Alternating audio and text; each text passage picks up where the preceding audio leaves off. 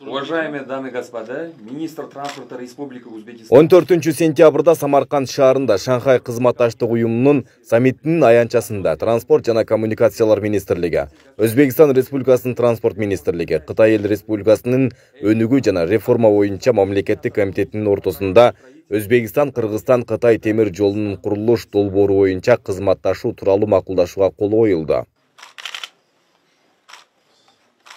Документте Кыргызстандын аймагындагы Тилкеде, Торугарт, Арпа, Макпал, Жалалабад каттамынын бириктирилген варианты боюнча Кытай, Кыргызстан, Өзбекстан темир жолун куруу долбоорунун техникалык экономикалык негиздемесин ийгиликтүү бүтүрүүгө биргелешип көмөк көрсөтүү каралган.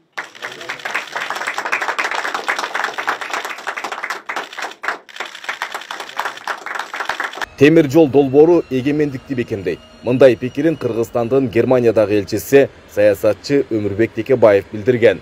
Кытай, Кыргызстан, Өзбекстан темир жолун куруу долбоору Кыргызстандын соода экономикасын өстүрөөрүн айткан. Темир жолду коркпой Тобокелге барып куруп жиберсе, темир жол бүткөнчө мындай башыбызды баарыбыз мындай бир болуп, бири-бирибизди колдоп турушубуз керек. Анткени биздин келечек ошол темир жол менен байланган деп айтканда, мына эми сентябрь айында Самаркандда жолугуда 3 тараптуу келишим кол коюлган атат. Жаңы темир жол коридору Евразиянын континенталдык көпүрөсүнүн түштүк бутагы болуп, түштүк чыгыш Батыш Азия, жакынкы чыгыш өлкөлөрүнө жол ачат. Бул каттам Кытайдан жүктөрдү Кыргызстанга, ошондой эле Борбордук Азия жана жакынкы чыгыш өлкөлөрүнө, анын ичинде Туркия жана Евро биримдикке жеткирүүнү камсыздайт. Бул көрүнүш өлкөнүн өнүгүүсүнө салым кошоору белгиленүүдө. Темир жол долбоору бул бир гана 3 өлкөгө эмес, бул бүтүн Орто Азияга дагы чоң пайдасын алып келет деп ишенем. Анткени азыркы күндө дагы кыргыз коңшу дагы бири-бирине эшик каалгасын ачпаса, баягы алыскы туугандан жак кошун артык деп коет го, ачпаса анда мындай бир жакындоо болбойт да. Ошондуктан бул долбоор абдан жакшы долбоор.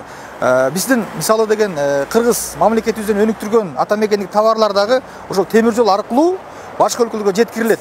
Бүгүнкү күндө өзүбүз көрүп атабыз, мындай жолдор менен кеткен иштерибиз өтө баягы кечирээк барат, сапатсыз, жолдун дагы узактыгы менен болуп атат да. Ошондуктан биз азыр темир жол аркылуу биз көп экономикабызга салым кошо турган иштерди алып кетсек болот, жүргүзсөк болот. Долбоорду ишке ашыруу Кыргызстандын экономикасынын өнүгүшүнө жалпы социалдык экономикалык оң таасирин тийгизет жана калкка транспорттук кызмат көрсөтүүнү кеңейтүүгө, транспорттук инфраструктураны өнүктүрүүгө жана өркүндөтүүгө таасир этет.